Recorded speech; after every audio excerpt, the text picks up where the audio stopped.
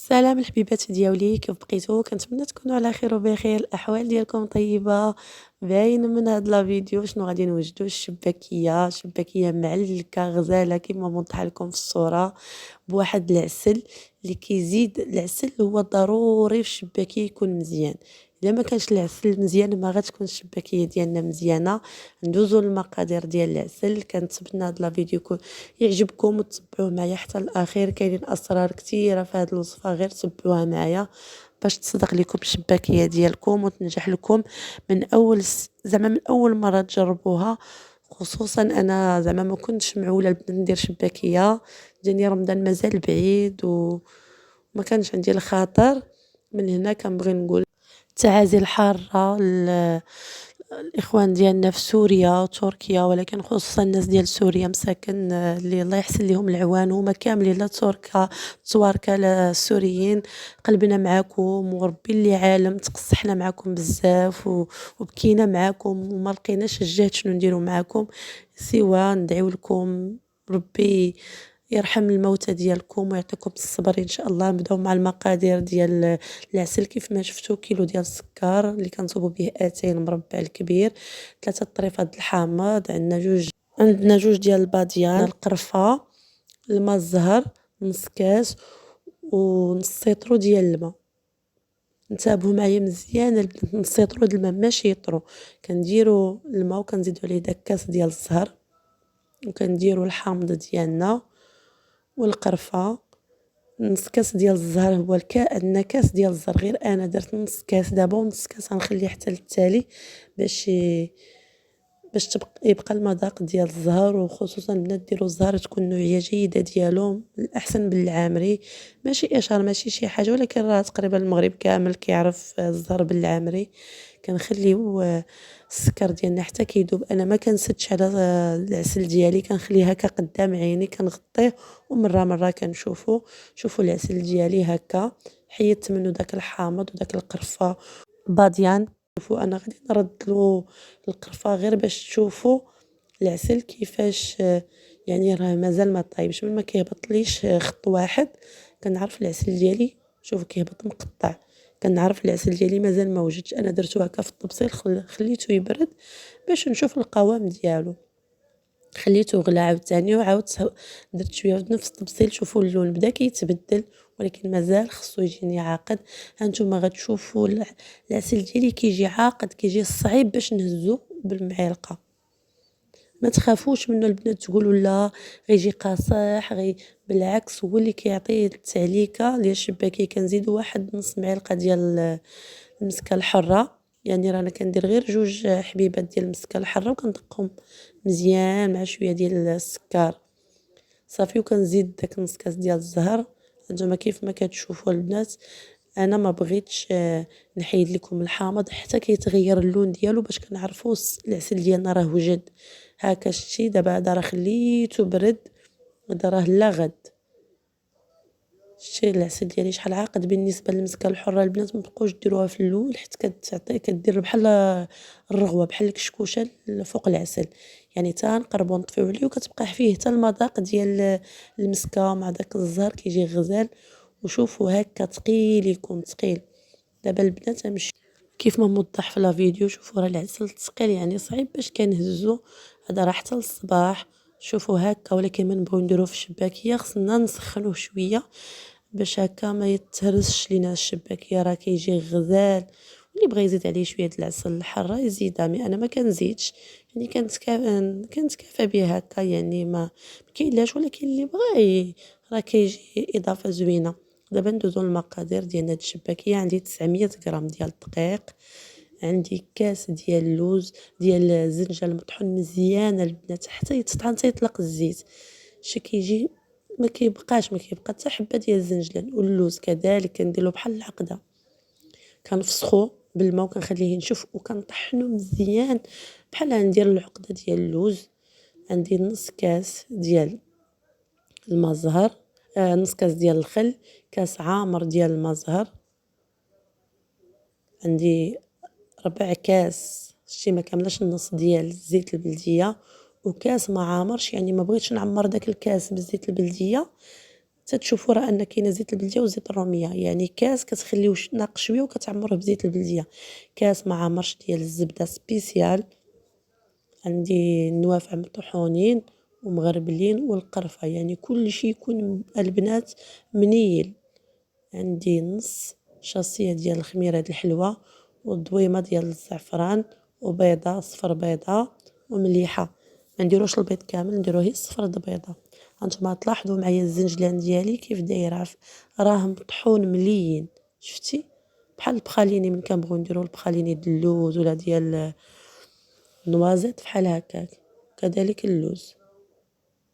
ما زدت فيهم لا زيت لا والو، غير هما بقيت كنطحن في ان دو تخوا، نعاود نطحن ونعاود نطحن حتى صافي عطاوني هاد القوام. يعني كاس عامر قياس العنبه، كاس عامر مزيان ديال الزنجلان وكاس عامر ديال اللوز. اللي ما بغاش يدير اللوز ما يديروش، هذه غير المهم اختياري.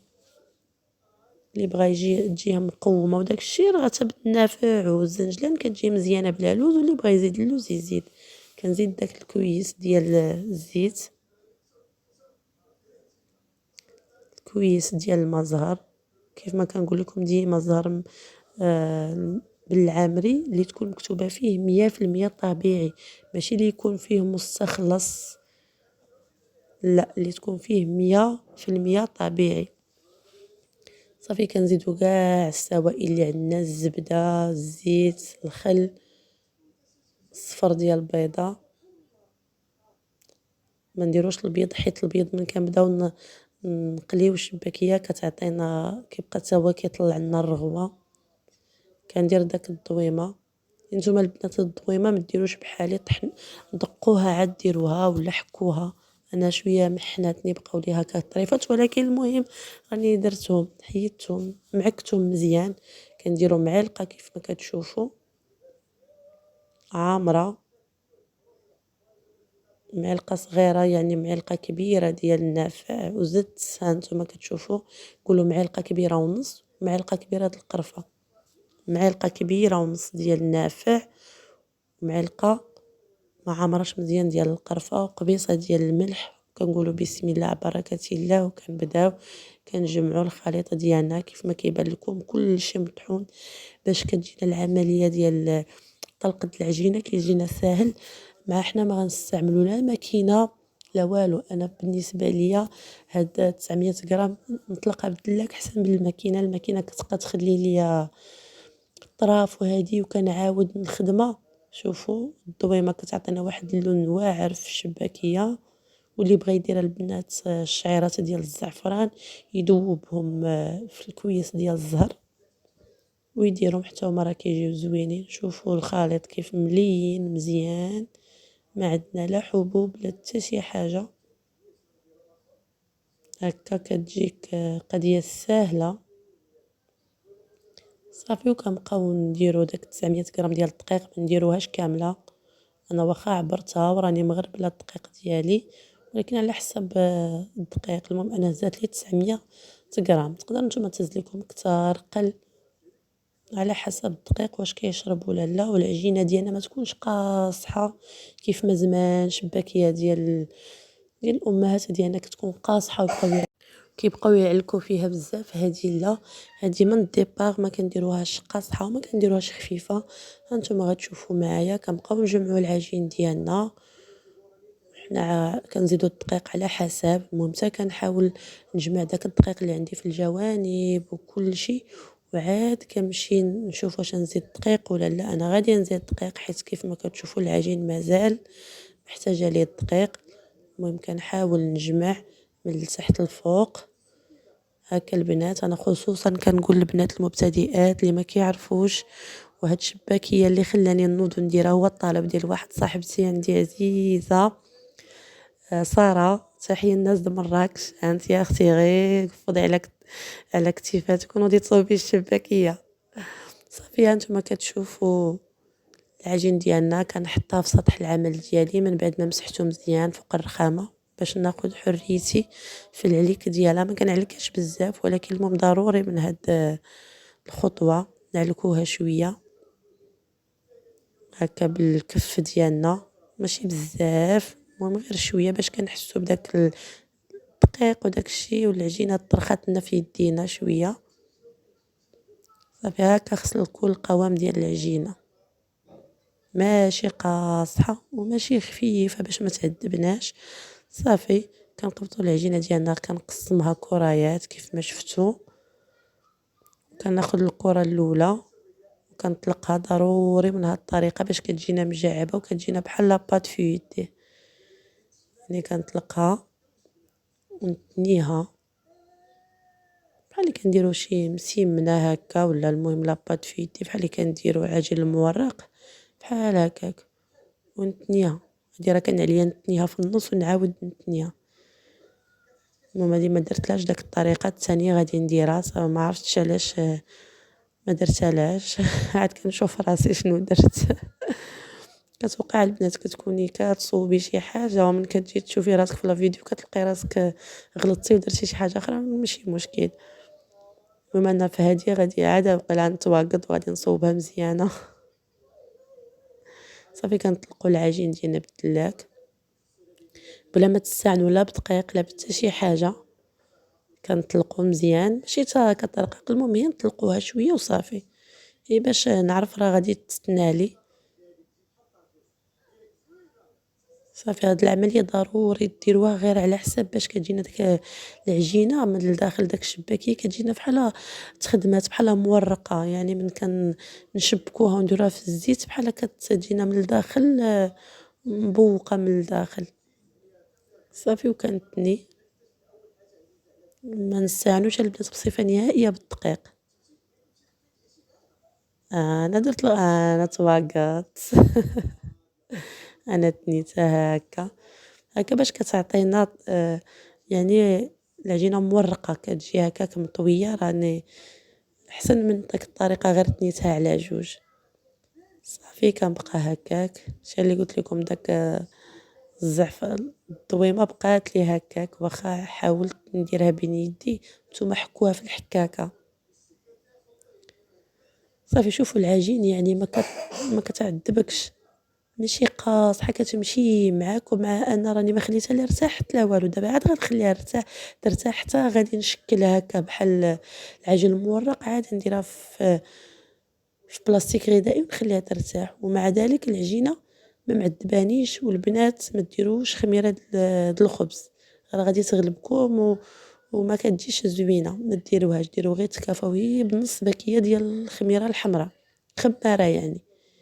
صافي نص باكيه ولا معلقه صغيره.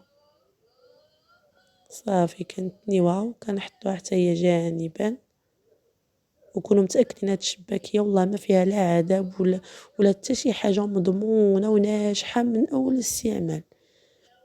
صافي درتها هكا وخليتها ترتاح، نديرها في الثلاجه ونخليها حتى نكون ساليت الشغل ديالي. دابا انا راني هادشي في الصباح تنسالي الشغل ديالي. بغيت نوريكم السمك ديالها، ما كتكونش رقيقه ميته وما كتكونش غليظه عاوتاني تجينا مدقصه. صافي انا درت هذا غير المبتدئات اللي ما كيعرفوش يديروا العبار اللي بغاو الشباكيه ديالهم ويقطعوه كبير ويحطوا عليه ويبقاو ماشيين باش تجيهم شباكيه في قياس واحد. انا راه كندير شباكيه صغيره البنات كنعيا نكبرها والو. صافي تعلمتها صغيره بقيت كنمشي عليها صغيره والو كيجيب لي الله راني كبرتها، ولكن من كنحطها كنلقى راسي راه شباكيه صغيره فيها عضه ولا عضه ونص.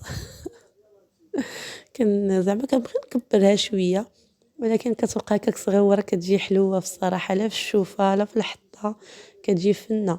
حتى في الماكله يعني ملي كتكون كبيره بزاف تقدري ما تكمليهاش. هذه صافي كتعضي عضه ونص عضه موراها. ولا كنضحك معاكم البنات اللي صافي كنبدا هكا كنقطع، كندير واحد جوج ثلاثة أربعة خمسة، اللي بغى يسبح بها اللي بغى يستغفر بها. المهم كل واحد ويدير بالطريقة اللي بغى. سبحان الله، الله أكبر، الحمد لله، لا إله إلا الله، ولا لا حول ولا قوة إلا بالله. ولا يدير اللي يقول الله أكبر، ولا اللهم صل وسلم وبارك على سيدنا محمد. كل واحد يدير بها الأذكار اللي بغى. فعاد من داك واحد جوج ثلاثة أربعة خمسة يدير بها الاستغفار ولا الدين. المهم شنو ما حب خاطرو يقول. المهم يدي بها شويه ديال الحسنات خدام خدام ويا ربي وصلنا لرمضان، يا ربي يا ربي، حنا والعائلات ديالنا لا فاقدين ولا مفقودين. صافي من بعد ما كملنا هكا كانتني الاولى على الثالثه كنهز الخامسه هكا، شي بحال كنهز وحده ونحط وحده. راه كنشوف اقرا الفيديو راه موضح. صافي كتجينا مشبكه البنات بلا ما نحتاجو، وكنحاولوا نديروها بيدينا. وديك جنيبات لا جاونا بزاف نقطعوهم. انا راه عاد كنسالي عاد كنرجع نفيني نقطع. انت كنتني الاولى على الثانيه، كنحشي صبعي وكنحيد هذيك الرابعه وكنحط على الخامسه، فهمتي؟ كيجوني بحال ثلاثه في الصبع وجوج، وكنقرص هادو مزيان ونعاود نقرصهم باش ما يتحلوليش. وهي كنحيد صبعي كنلقاها مشبكه، نحطها لكم فوق الرخامه باش تبان لكم. صافي وكنحاول نجمعها من الجناب، الا بان لكم الجناب فيهم بزاف قطعوهم، وكنحاولوا نعطيوها شكل دائري. راه عمليه سهله، تشبيكه سهله.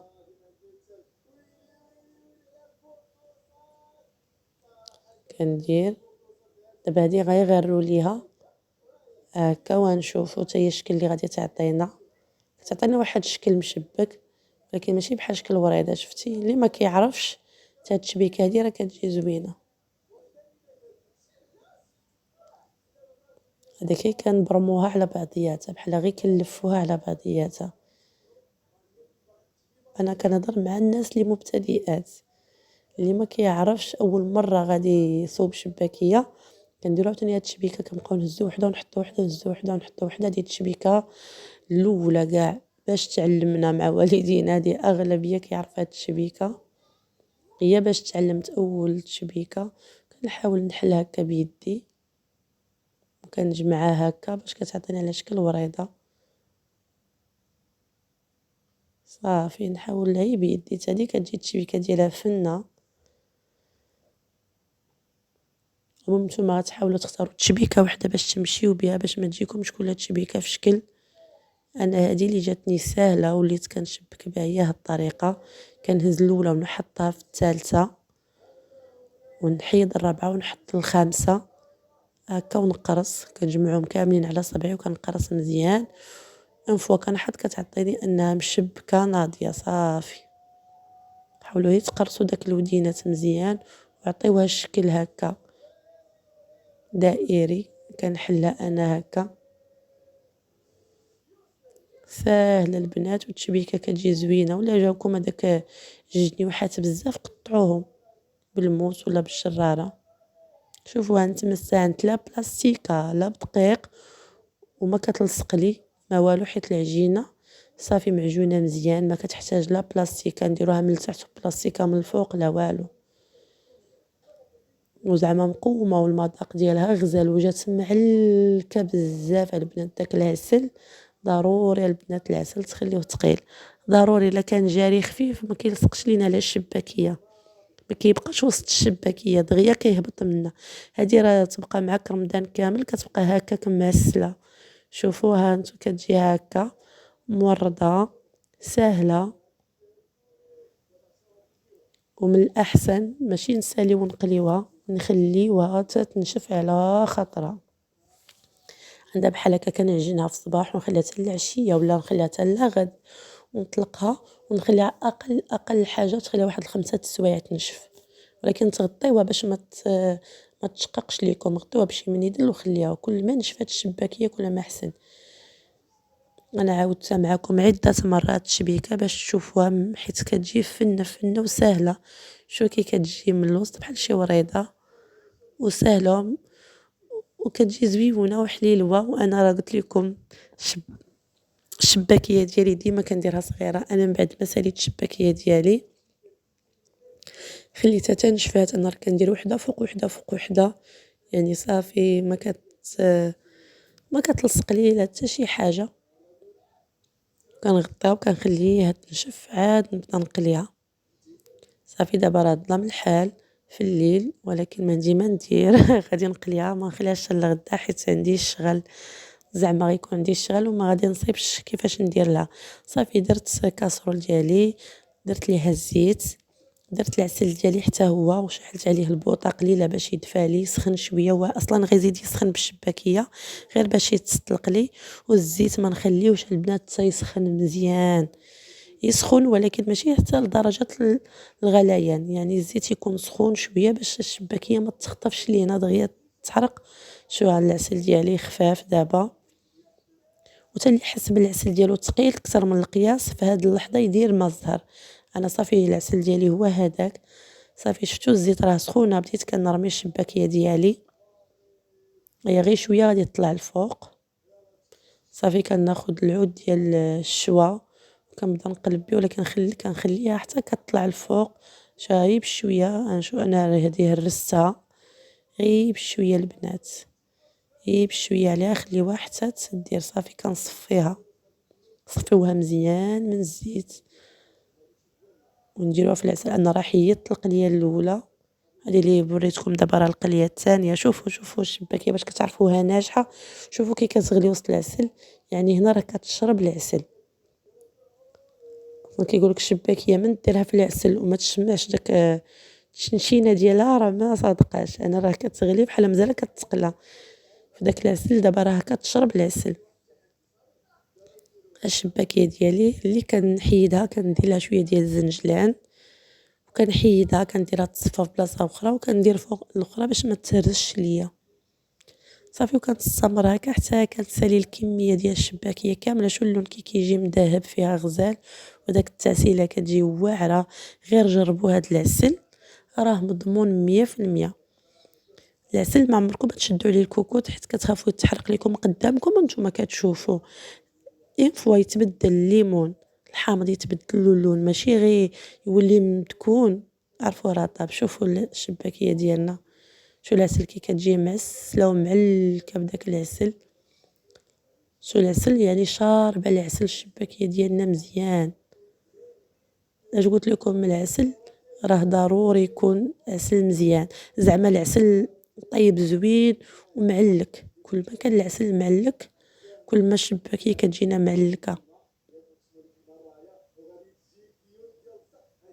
راه غير الاضاءه ما عطياش حقها بصفه نهائيه، يا جا فيها واحد اللون غزال، واحد التعليكه. والعسل الصراحه هو اساس ديال الشباكيه، هو العسل.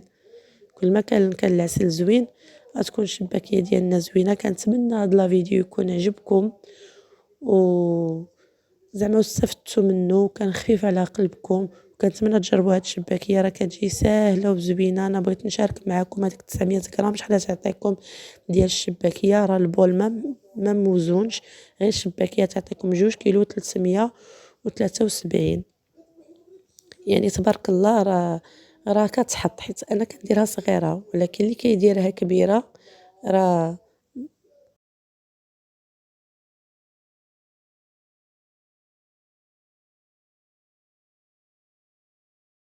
غتجي ناقصه شويه في الميزان. ولكن المهم كل واحد علاش تعلمات يدو. ممكن نتمنى هذا الفيديو يكون نال الاعجاب ديالكم. خليتكم على خير فيديو لاحق ان شاء الله. نلقاكم بصحه جيده وفي اتم الصحه. الى اللقاء.